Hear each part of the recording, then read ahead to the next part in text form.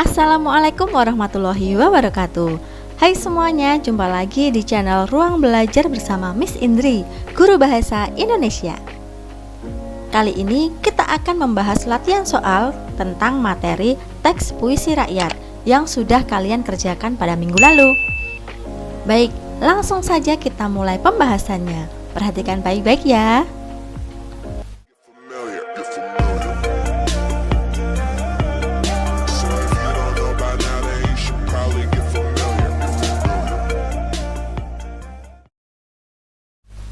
Pilihlah jawaban yang paling tepat. Pertanyaan pertama, puisi rakyat yang bersajak AA, BB, CC, DD, dan seterusnya adalah A. Pantun, B. Syair, C. Gurindam, D. Karmina. Jawaban yang tepat di antara keempat pilihan jawaban ini adalah C. Gurindam. Gurindam adalah puisi rakyat yang bersajak AA, BB, CC, DD, dan seterusnya. Sementara pantun adalah puisi rakyat yang bersajak ABAB. Syair puisi rakyat yang bersajak AAAA. Sementara Karmina bersajak AA. Karmina adalah pantun singkat yang bersajak AA. Selanjutnya nomor 2. Puisi rakyat disebut juga A. Puisi bebas, B. Puisi lama, C. Puisi modern, atau D. Puisi tak beraturan. Jawaban yang paling tepat adalah puisi rakyat disebut juga B. Puisi lama, karena puisi rakyat masih berpegang pada serangkaian aturan seperti rima, jumlah baris dalam satu bait, dan yang lainnya. Sementara puisi bebas dan puisi modern ini sudah tidak terikat dengan rima. Mereka bebas dibuat dengan jumlah bait maupun jumlah baris sesuai dengan keinginan penulisnya. Sementara puisi tak beraturan ini tidak ada jenisnya di dalam puisi.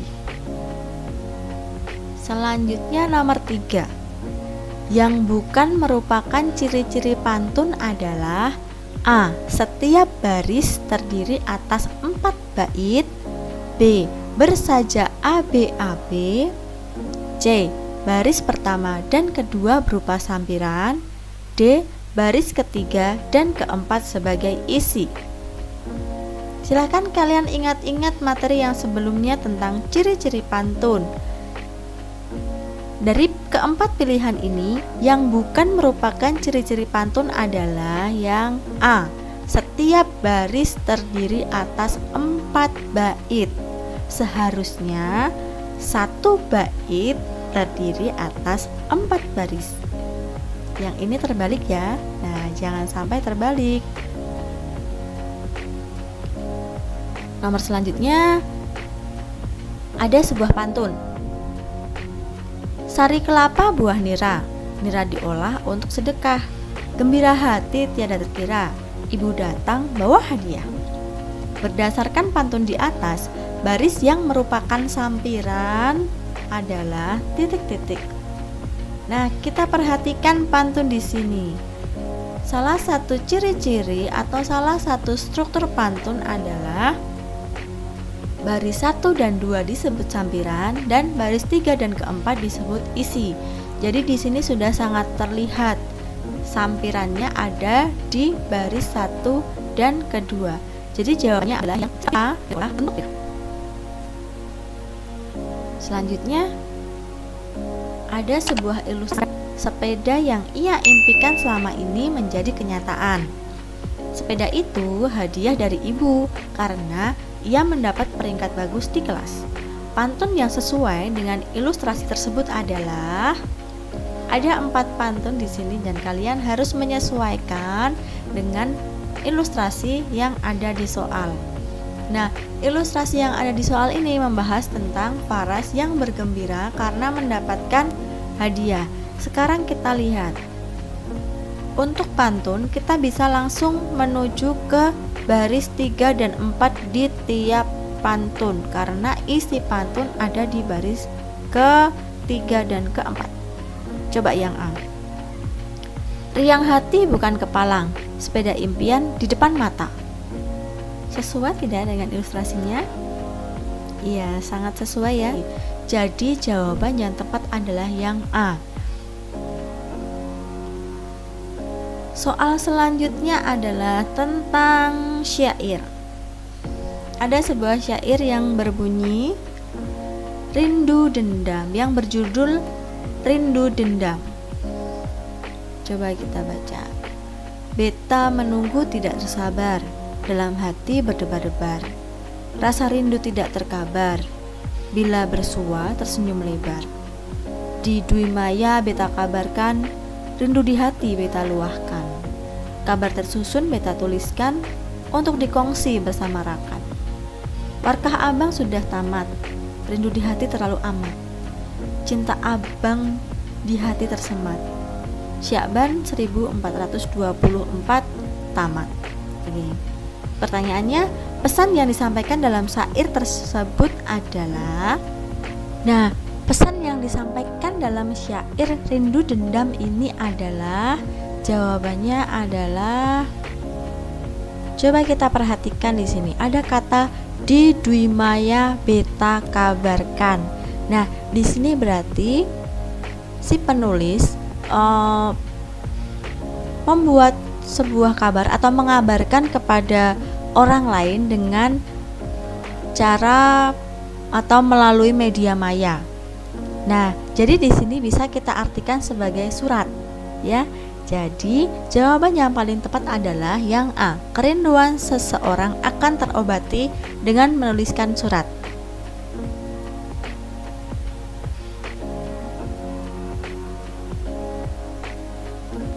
Kemudian nomor yang berikutnya, soal berikutnya. Kabar tersusun beta tuliskan untuk dikongsi bersama rakan. Penggalan syair tersebut termasuk jenis kalimat A. Kalimat tunggal, B. Kalimat majemuk hubungan tujuan, C. Kalimat majemuk hubungan sebab, atau D. Kalimat majemuk hubungan syarat. Nah, kita perhatikan soalnya kembali bahwa pada kalimat ini menggunakan konjungsi untuk. Konjungsi untuk adalah biasa digunakan pada kalimat majemuk hubungan tujuan atau kalimat dengan kata penghubung tujuan. Jadi, jawaban yang paling tepat untuk menjawab soal ini adalah yang B.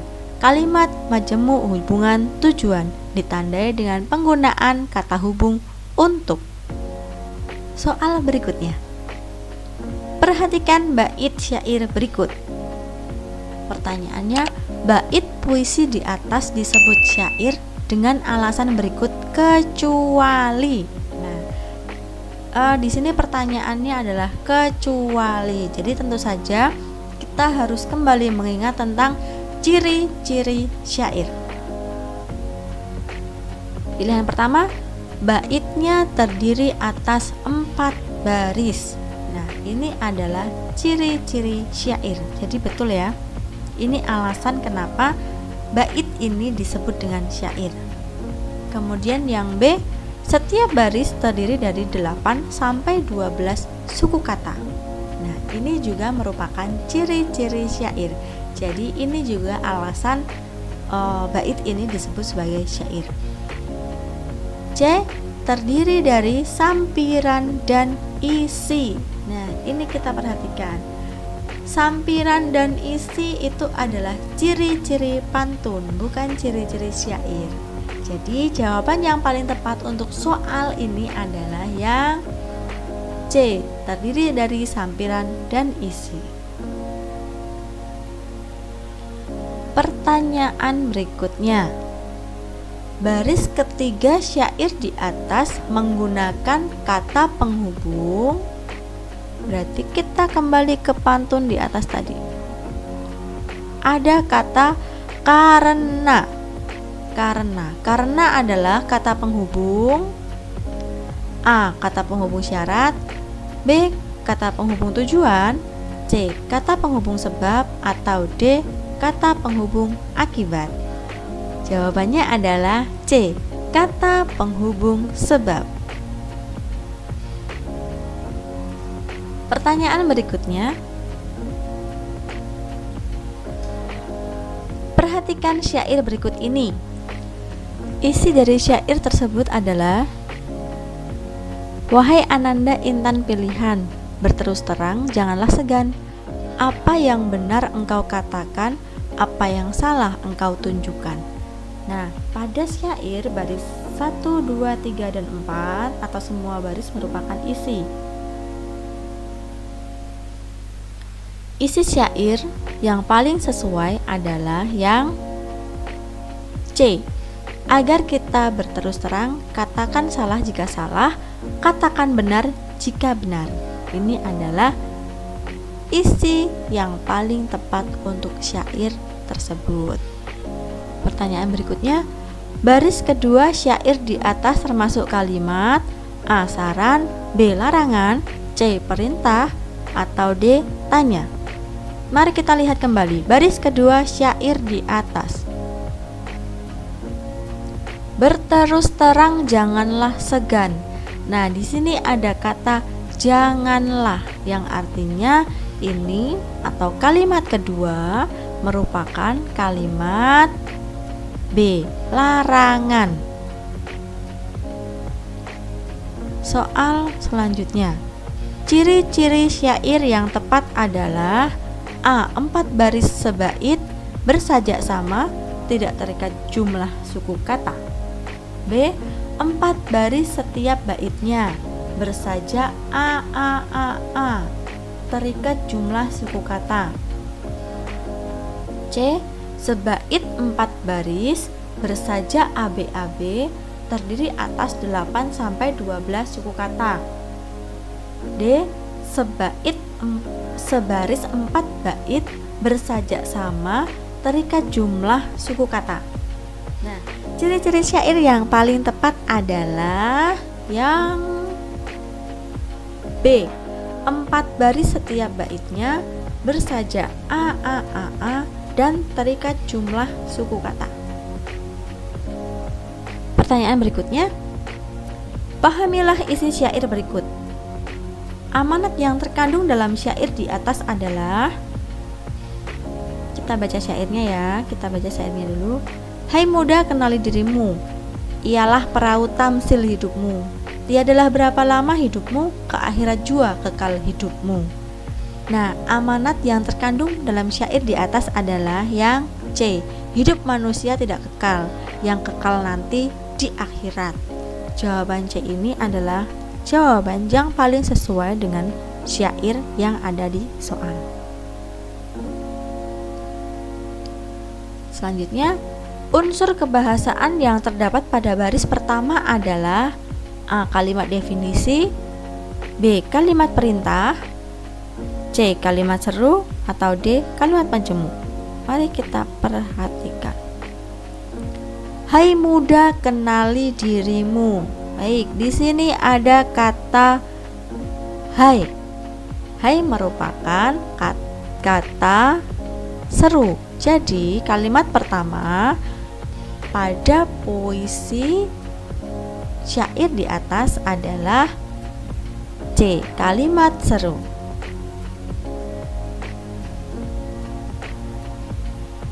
Pertanyaan selanjutnya tentang gurindam. Perhatikan gurindam berikut ini. Isi dari gurindam tersebut adalah, gurindam adalah puisi rakyat yang terdiri atas 2 baris tiap baitnya. Kemudian baris pertama merupakan pertanyaan atau masalah, sementara baris kedua ini adalah jawaban atau solusi dari pertanyaan atau masalah di baris pertama. Nah, isi dari gurindam tersebut adalah sebelum bekerja, pikir dahulu agar pekerjaan selamat selalu. Nah, jawaban yang paling tepat untuk mengisi atau yang merupakan isi dari gurindam ini adalah jawaban yang A. Jangan sembarangan memilih suatu pekerjaan agar kita tidak terperosok karena pekerjaan yang salah. Soal berikutnya. baris 1 dan 2 gurindam tersebut termasuk. Mari kita perhatikan gurindam yang tadi. Sebelum bekerja pikir dahulu agar pekerjaan selamat selalu. Nah, di sini menggunakan konjungsi agar yang berarti baris 1 dan 2 gurindam tersebut termasuk D. Kalimat majemuk hubungan syarat.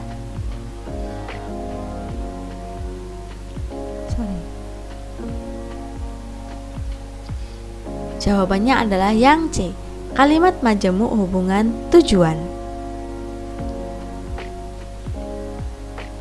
Soal berikutnya. Berikut ini yang bukan ciri gurindam adalah A. Terdiri atas 2 baris, betul. Mempunyai rima AA, betul.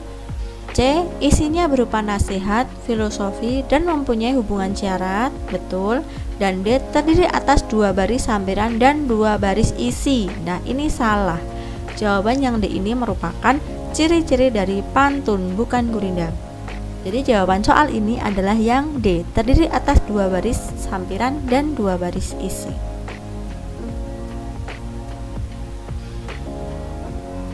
Berikutnya, makna gurindam tersebut adalah. Nah, sekarang kita diminta untuk mencari makna atau mengartikan, memparafrasekan dari gurindam yang ada di sini, yaitu jika kau buat kebaikan dan keburukan, maka balasan berdasarkan dari yang dilakukan. Nah, makna gurindam tersebut adalah jawabannya apakah yang A? Orang yang berbuat jahat akan dibalas dengan hukuman yang setimpal. Atau B, orang yang berbuat baik akan dibalas dengan pahala berlipat. Atau C, setiap perilaku yang kita berbuat, baik dan buruk, akan dibalas setimpal. Atau yang D, janganlah berbuat keburukan kepada sesama karena akan mendapat balasan. Jawabannya adalah yang C. Setiap perilaku yang kita perbuat, baik dan buruk, akan dibalas setimpal. Ya, di sini ada ini. Maka balasan berdasar dari yang dilakukan. Artinya di sini semua akan dibalas setimpal sesuai dengan apa yang dilakukan. Selanjutnya, baris 1 dan 2 gurindam tersebut merupakan kalimat. Oke, kita kembali lagi ke gurindam tadi. Jika kau buat kebaikan dan keburukan, maka balasan berdasar dari yang dilakukan. Nah, pada gurindam ini menggunakan kata penghubung atau konjungsi jika. Artinya, baris 1 dan 2 gurindam tersebut menggunakan kalimat B. Kalimat majemuk hubungan syarat, ditandai dengan konjungsi jika. Soal berikutnya, gurindam di atas berisi tentang berbaktilah kamu kepada ibumu, niscaya surga akan bertemu. A. Bakti, B. Nasihat, C. Berkah, atau D. Harapan. Jawabannya adalah yang B. Nasihat. Nasihat untuk berbakti kepada ibu agar mendapatkan surga. Selanjutnya, baris pertama gurindam tersebut termasuk kalimat.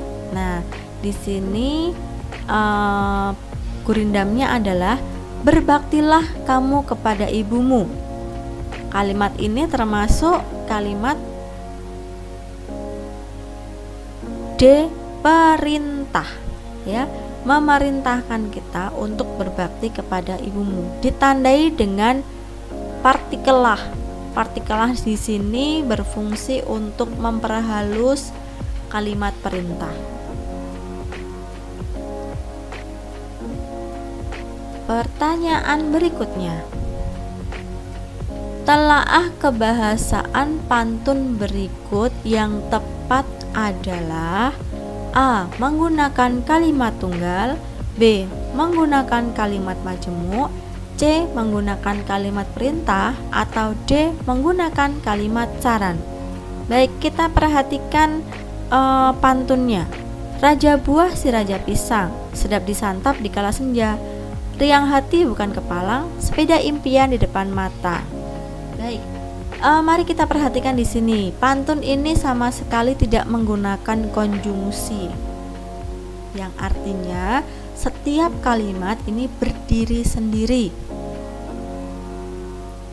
Tidak menggunakan kalimat perintah, tidak pula menggunakan kalimat saran. Jadi jawaban yang tepat adalah yang A, menggunakan kalimat tunggal, karena kalimat ini mempunyai satu subjek dan satu predikat.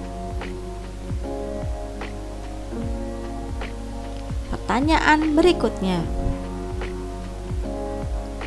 Telaah kebahasaan baris 3 dan 4 pantun berikut yang tepat adalah. Langsung kita lihat di pantunnya, baris ketiga dan 4. Mari kita belajar giat supaya kelak tidak sengsara. Nah, telaah kebahasaannya adalah: A. Menggunakan kalimat tunggal, B. Menggunakan kalimat majemuk hubungan tujuan, C. Menggunakan kalimat majemuk hubungan syarat, atau D. Menggunakan kalimat majemuk hubungan akibat. Mari kita perhatikan. Mari kita belajar giat. Ini berarti kalimat ajakan ya, tetapi di dalam pilihannya tidak ada, berarti bukan itu. Kemudian menggunakan konjungsi supaya, yang artinya kalimat ini merupakan kalimat dengan kata penghubung tujuan. Jadi jawabannya adalah yang C. Menggunakan kalimat majemuk hubungan tujuan ditandai dengan kata hubung tujuan supaya. Jawabannya yang B.